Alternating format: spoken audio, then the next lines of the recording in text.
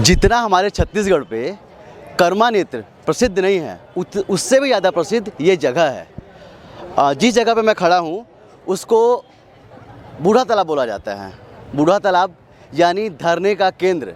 लगभग प्रदेश का हर एक व्यक्ति यहाँ पर आता होगा, चाहे वो किसी भी विभाग से हो, चाहे वो शिक्षा विभाग हो, चाहे वो सैनिक हो, चाहे वो पुलिस वाले हों, या चाहे कोई भी विभाग, हर विभाग के लोग यहाँ पे आते हैं और यहाँ पर धरना प्रदर्शन करते हैं और धरना प्रदर्शन करते हैं अपनी मांगों के लिए। लेकिन बहुत ही कम एग्जाम्पल यहाँ से निकले हैं जिसमें सरकारों ने धरना प्रदर्शन करने वालों की बातों को माना है। कुछ चंद उदाहरण ही हैं जिसमें सरकार ऐसे भीड़ के सामने झुकी है, लेकिन हर बार एक प्रयास होता है। चलिए, ऐसा ही प्रयास आज यहाँ पर हो रहा है छत्तीसगढ़ सहायक शिक्षक फेडरेशन के द्वारा, जो अपनी वेतन विसंगतियों की मांगों को लेके यहाँ पर आए हुए हैं। सामने तालाब के इधर ये बैठे हैं और तालाब के उधर स्वामी विवेकानंद जी बैठे हुए हैं, जिन्हें लोग विश्व गुरु कहते हैं। और शायद तक यहाँ पर आज एक हवन होने वाला है जिसमें दाऊ जी को सद्बुद्धि के लिए हवन कर रहे हैं। चलिए, कुछ शिक्षक भी हमारे साथ में, उनसे बात करते हैं उनकी मांगे क्या हैं।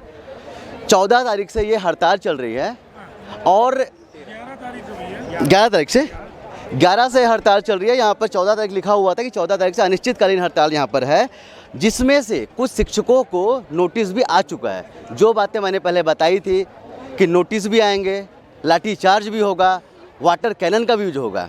देखते हैं, अभी तक सिर्फ नोटिस आया हुआ है, आगे एक सरकार क्या करती है वो तो देखने का विषय होगा। सर, क्या नाम है आपका? मनीष मिश्रा। किस लिए यहाँ पर आए हुए हैं? सहायक शिक्षकों की वेतन विसंगति दूर करना, इसलिए आए हुए हैं। सरकार तो बोलती है काफ़ी पैसा दे रहे हैं आपको। सरकार जो भी बोलती है गलत बोलती। तो सरकार हो सकता है सोचती होगी कि आप लोग कुछ कम काम करते होंगे उनसे, ऐसा कुछ है क्या? ऐसा नहीं है। मैं आपको बता देना चाहता हूं कि जब ये सरकार नहीं बनी थी तो भी इन्होंने अपने घोषणा पत्र में हमारी मांग को रखा है, और सरकार बनने के बाद माननीय मुख्यमंत्री जी से 7-8 बार हम स्वयं मिल चुके हैं और उन्होंने साफ साफ कहा था कि आपकी वेतन विसंगति को दूर कर दिया जाएगा। अभी 3 महीने पहले भी उन्होंने माननीय मुख्यमंत्री जी, हमारा आंदोलन था, आंदोलन के एक दिन पूर्व उन्होंने बुलाया और एक कमेटी का निर्माण किया और बोले आपकी समस्या जो है 90 दिनों के अंदर दूर हो जाएगी। लेकिन बड़े दुख के साथ कहना पड़ रहा है कि 90 दिन कब का बीत चुका है और आज तक हमारी मांग जो है पूरी नहीं हुई। इसी से नाराज होकर प्रदेश के 1,09,000 सहायक शिक्षक 11 तारीख से अनिश्चितकालीन आंदोलन पे है कि मुख्यमंत्री जी ने आपको बोला था उसी को पूरा कर दीजिए। चलिए, बोल रहे हैं कि 1 लाख शिक्षक यहाँ पे, लेकिन मुझे नहीं लगता कि यहाँ पे 1 लाख शिक्षक होंगे। हो सकता है कुछ शिक्षक अभी अपनी ड्यूटी कर रहे होंगे, लेकिन यहाँ पर करीब 1 से 2 हज़ार लोगों की भीड़ मुझे दिखाई दे रही है। अभी कुछ दिन पहले पुलिस वालों ने यहाँ पर धरना दिया था, आप भी अब यहाँ पर आए हुए हैं, मांगे पूरी होंगी? बिल्कुल हमारी मांगे पूरी होगी, क्योंकि हमारी संख्या बल ही राज सत्ता के सिंहासन को बनाने और बिगाड़ने का काम करती है। क्योंकि पिछले सरकार ने भी हमारे संख्या के आगे झुकी थी और इस बार भी हमारी संख्या 1,09,000 है। चलिए, पिछली हम अपने संख्या की बात नहीं कर रहे हैं, ये वो संख्या है जिसको संविलियन के बाद भी पे स्केल के नाम पे, वेतन के नाम पे छला गया था। हमारे वेतन विसंगति वहीं से शुरू हो गई थी जिस समय हमारा संविलियन हुआ था। चलिए, एक भरोसा होता है, भरोसा इन शिक्षकों ने किया था जब वोट के टाइम था, जब यहाँ पर चुनाव थे, तो यही भरोसा इन शिक्षकों ने इस सरकार पे किया था। लेकिन कहीं ना कहीं वो भरोसे पे खरे नहीं उतर पाई है ये सरकार। क्या कहना चाहते हैं आप? सरकार हमें लगातार छल कर रही है और निश्चित रूप से सहायक शिक्षक फेडरेशन का जो मांग है वो जायज़ है। हम लोगों को वेतन विसंगति के रूप में जो सरकार छल कर रही है वो निश्चित रूप से हमें देना पड़ेगा और आज नहीं तो कल देना पड़ेगा। जब तक शासन नहीं देंगे तब तक हम इस धरना स्थल को नहीं छोड़ेंगे। चलिए, नोटिस आ चुका है, नोटिस के बाद अगर सस्पेंड कर दिया जाता है, क्योंकि शासन जो फैसला लेगी वो सर्वमान्य होगा, अगर वो आपको सस्पेंड करती है, क्या करेंगे?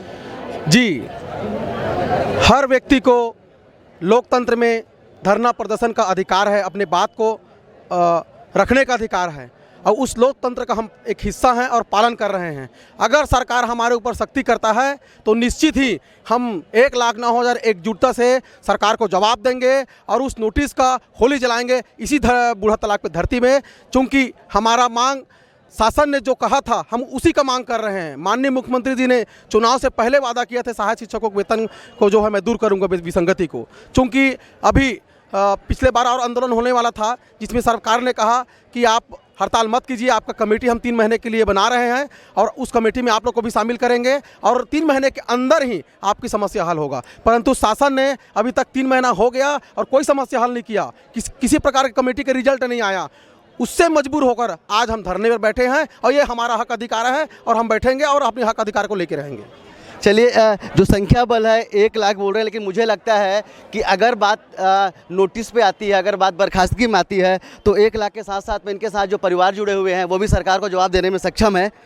क्या नाम है आपका सर? मेरा नाम लच्छू राम देवांगन। सर, अभी जो आप लोग यज्ञ कर रहे हैं किसकी सद्बुद्धि के लिए कर रहे हैं? हमारे राज्य के मुख्यमंत्री की सद्बुद्धि के लिए कर रहे हैं यज्ञ।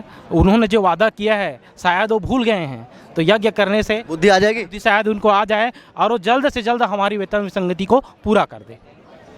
चलिए, आप लोगों ने देखा कि काफ़ी संख्या पे यहाँ पर शिक्षक आए हुए हैं। जो शिक्षक ये वही होते हैं जो समाज का निर्माण करते हैं और कहीं ना कहीं वो बच्चे जो भी स्कूल पे बैठे होंगे, कहीं ना कहीं उनकी पढ़ाई पे भी मार हो रही है। सर, जो बच्चे स्कूल पे हैं, आप लोग सब यहाँ पर आ चुके हैं, बच्चे स्कूल पे हैं, उनका जो पढ़ाई है वो भी कहीं ना कहीं खतरे पे है, उसको कैसे दूर करेंगे आप? बिल्कुल सर, हम एक शिक्षक हैं, हम चाहते हैं कि हमारे बच्चे और आगे बढ़े। चूँकि 1.5 साल कोरोना काल में चला गया और मैं आपको बहुत बड़ी जानकारी दे रहा हूँ, छत्तीसगढ़ में पहला राज्य है जो ऑनलाइन कक्षा के माध्यम से और स्पीकर के माध्यम से हम लोग बच्चों को पढ़ाए हैं और हमारे वजह से शासन प्रशासन जो है राष्ट्रीय स्तर पर पुरस्कार मिला है कि हमारे छत्तीसगढ़ के टीचरों ने एक कमाल करके दिखाया है, बच्चों को पढ़ाया है उसमें। परंतु जैसे अगर हम धरना स्थगित करते हैं, आंदोलन ख़त्म करते हैं, अगर हमारी मांग मान लिया जाता है तो निश्चित ही हम एक्स्ट्रा क्लास लगाएंगे और ऑनलाइन क्लास लगाएंगे, ताकि बच्चों को जो 7-8 दिन का जो नुकसान हुआ है उससे दोगुना हम भरपाई करेंगे और बच्चों को अच्छे से पढ़ाएंगे। आंदोलन कब तक होगा सर? आंदोलन जब तक सरकार नहीं मानती है तब तक आंदोलन चलती रहेगी। चलिए, शिक्षक एक हमारे समाज का एक अभिन्न अंग होते हैं, एक स्वस्थ समाज का निर्माण करते हैं और हम भी चाहते हैं कि इनकी मांगे तो मान लिया जाए। अगर काम समान हो सकता है तो दाम भी समान होना चाहिए और लगभग यही मांगे हैं इनकी। यहाँ पे मैंने देखा कि दिव्यांग भी आए हुए हैं, वरिष्ठ शिक्षक भी यहाँ पर आए हुए हैं, अपना समर्थन दे रहे हैं यहाँ पे। तो शायद बघेल जी की आंखें खुल जाएं और इनकी मांगों को पूरा कर दें। चलिए, देखते हैं सरकार अपने फैसले पे अडिग रहती है, अपना वादा पूरा करती है नहीं, क्योंकि वादे तो उसने बेरोजगारों से भी किए हैं, वादे तो उन्होंने अन्य कई क्षेत्रों में किए हैं। तो कितने वादे वो पूरे करते हैं और जो शिक्षकों को वादा किया है वो पूरा हो पाता है या नहीं।